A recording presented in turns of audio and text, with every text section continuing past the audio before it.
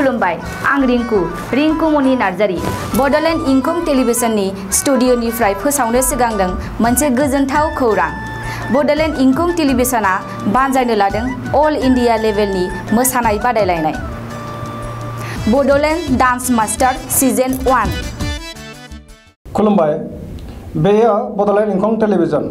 दिनै 22 आगस्ट 2020 बुधबार खालि सानसेनि बरादखौ नोंथांमोननि खाथियाव लानानै फैदों आं सदानन्द दैमारिया।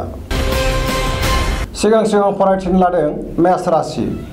दिनैनि साना जोबोर मोजां, मावनो लानाय खामानिखौ गोरलैयैनो मावफुंनो हागोन। गोसोआव जोबोर गोजोननाय फैगोन, देहाया मोजाङै थागोन। अब्लाबो जानाय लोंनायाव सांग्रां जानाया गाहाम। बहानिफ्रायबा मोजां खौरां फैगोन।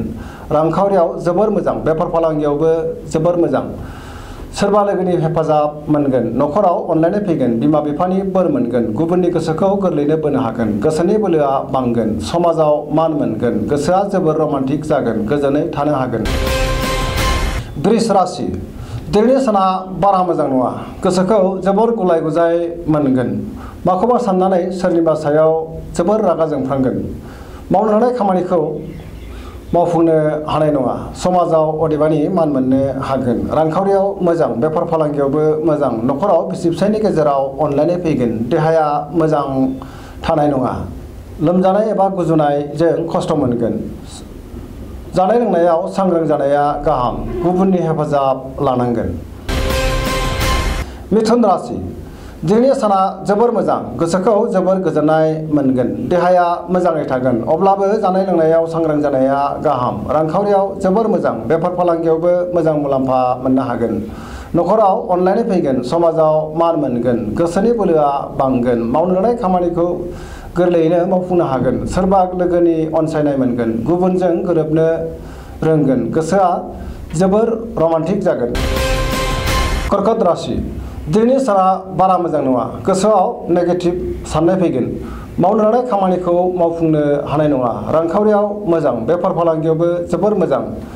देहाया मोजाङै थागोन। अब्लाबो जानाय लोंनायाव सांग्रां जानाया गाहाम। गोसोखौ गुलुं गुजुं मोनगोन, गुबुननि हेफाजाब मोननाय नङा। न'खराव अनलायनाय फैगोन, समाजाव मान मोनगोन, गोबां बिथिङाव हेंथा नुजाथिगोन। सिंह राशि। दिनैनि साना जोबोर मोजां, गोसोआव जोबोर गोजोननाय फैगोन। मावनो लानाय खामानिखौ गोरलैयैनो मावफुंनो हागोन। सोरबा लोगोनिफ्राय हेफाजाब मोननो हागोन। रांखावरियाव मोजां, गोबां धोन मोननायनि आसा दङ। बेफार फालांगियाव मोजां। न'खराव अनलायनाय फैगोन, समाजाव मान मोनगोन, गुबुननि गोसोखौ बोनो हागोन। देहाया मोजाङै थागोन। अब्लाबो जानाय लोंनायाव सांग्रां जानाया गाहाम, बयजोंबो गोरोबनो रोंगोन। कन्या राशि। दिनैनि साना मोजां आरो गाज्रिनि गेजेरजों बाबेनलांगोन। गोसोआव गुलाय गुजाय साननाय फैगोन। रांखावरियाव मोजां होनजायो, नाथाय खरसाया बांगोन। बेफार फालांगियाव खहा जागोन। देहाया मोजाङै थागोन। अब्लाबो जानाय लोंनायाव सांग्रां जानाया गाहाम। न'खराव अनलायनाय फैगोन। मावनो लानाय खामानिखौ दिनै गोरलैयैनो मावफुंनो हानाय नङा। गोब्राब नाजानांगोन। साननायफ्रा देबोरनांगोन। तुला राशि। दिनैनि साना बारा मोजां नङा, गोसोनि बोलोआ लोरबां जागोन। गोसोखौ गिलुं गिलुं मोनगोन। मावनो लानाय खामानिखौ मावफुंनो हानाय नङा। देहाया मोजां थानाय नङा। गगा बायदिसिनाजों खस्थ' मोनगोन। रांखावरियाव मोजां। न'खराव बिसि फिसायनि गेजेराव अनलायनाय फैगोन। समाजाव मान मोनगोन। बेफार फालांगियाव मोजां मुलाम्फा मोनगोन। गुबुननि गोसोखौ बोनो हागोन। सेंग्रा सिख्लाफ्रा गोसोखौ जोबोर उरां फारां मोनगोन। हारसिं थानो गोसो जागोन। वृश्चिक राशि। दिनैनि साना जोबोर मोजां, गोसोआव जोबोर मोजां साननाय फैगोन। मावनो लानाय खामानिखौ थि समावनो मावफुंनो हागोन। गोसोनि साननायफोरा जाफुंगोन। गोसोनि बोलोआ बांगोन। समाजाव मान मोनगोन। न'खराव अनलायनाय फैगोन। रांखावरियाव जोबोर मोजां। बेफार फालांगियावबो मोजां होनजायो। देहाया मोजां थानाय नङा। लोमजानाय गुजुनायजों लोरबां जागोन। गुबुननि हेफाजाब मोनगोन। फरायसाफ्रा फरायनायाव गोसो दुंखांगोन। धनु राशि। दिनैनि साना जोबोर मोजां, गोसोआव बोलो बांगोन। मावनो लानाय खामानिखौ थि समावनो मावफुंनो हागोन। गोसोनि साननाया जाफुंगोन। रांखावरियाव जोबोर मोजां, मोननो गोनां धोनखौ मोननो हागोन। बेफार फालांगियाव मोजां मुलाम्फा मोनगोन। समाजाव मान मोनगोन। देहाया मोजाङै थागोन। न'खराव अनलायनाय फैगोन। मकर राशि।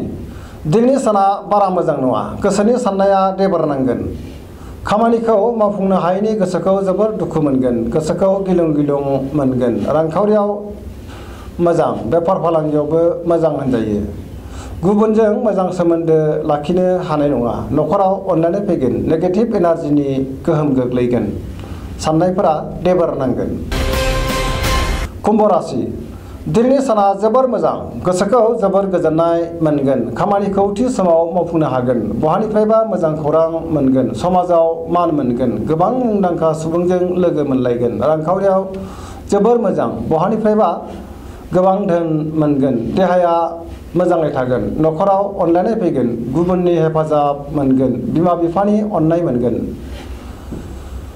गुबुनजों गोसो गोरोबनो रोंगोन गुबुनखौ फोथायनो हागोन बयजोंबो अनसायजागोन मीन राशि दिनैनि साना बारा मोजां नङा गोसोआव गलाय गुजाय साननाय फैगोन गोसोनि बोलोआ लोरबां जागोन गावनि साननायखौ गुबुननो दाफोरमाय नङाब्ला बांसिनसो गोजोननाय गैयै जागोन देहाया मोजाङै थागोन रांखावरियाव मोजां बेफार फालांगियावबो मोजां न'खराव अनलायनाय फैगोन गुबुनजों रायखोमा जानो हागौ साननायफोरा देबोरनांगोन सेंग्रा सिख्लाफोरा गोसोखौ जोबोर रमान्टिक मोनगोन गोजोननायनि आंखाल नुजागोन नेगेटिभ एनार्जिनि शिकार जानांगोन दिनैनि राशि फरायथिनाया एसेनोसै जोबनायाव बेखौनो खावलायो जाहाथे नोंथांमोना सानफ्रामबो जोंनि बे बड'लेण्ड इंखं टेलिभिजनखौ नायबाय थायो आरो साबस्क्राइब खालामो एसेनोसै गोजोन्थों।